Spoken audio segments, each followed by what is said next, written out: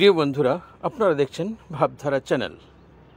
আজকের বিষয় বাংলাদেশে জল সরবরাহ ফারাক্কা আন্তর্জাতিক চুক্তির মাধ্যমে যে জল সরবরাহ করা হয় সেই জল বন্ধ করুক ভারত সরকার।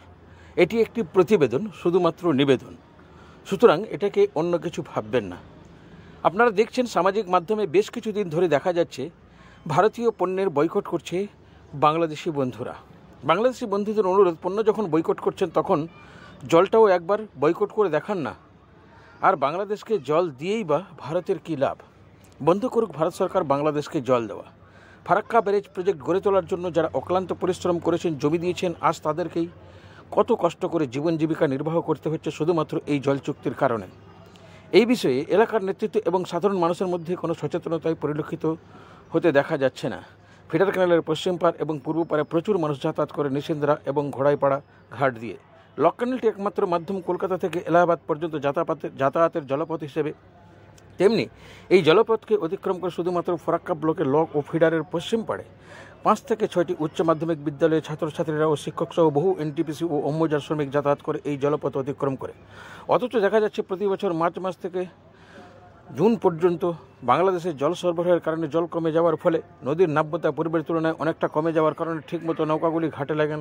ক্যানেল তৈরি করার সময় তো ফারাক্কা ব্যারেজ প্রজেক্ট তৈরি করে ফেলেছেন, কিন্তু সঠিকভাবে ড্রেজিংও হয় না, সংস্কারও হয় না। অথচ দেখা যায় যে ড্রেসিংয়ের নামে কোটি কোটি টাকা ব্যয় করে ফেলছে ফারাক্কা ব্যারেজ প্রজেক্ট। প্রতিদিন যাতায়াতের পথে কষ্ট ভোগ করতে হয়, এমন একজন শিক্ষক জানালেন ওনার মনের কথা। দেখতে থাকুন আপনার এলাকার লোকাল চ্যানেল ভাবধারা।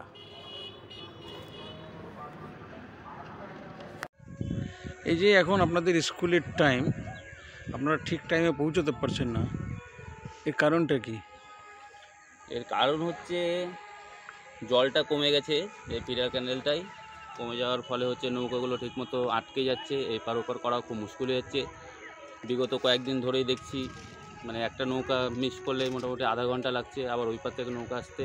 ফলে স্কুল টাইমে আমরা এবং ছাত্রছাত্রীরা ঠিকমতো ঢুকতে পারছি না, এবং এটা মনে হয় দীর্ঘদিন ধরে ড্রেজিং করা হয়নি। আপনারা দেখতেই পাচ্ছেন চারপাশে হচ্ছে পানা দিয়ে বুঝে গেছে এই ক্যানেলটা।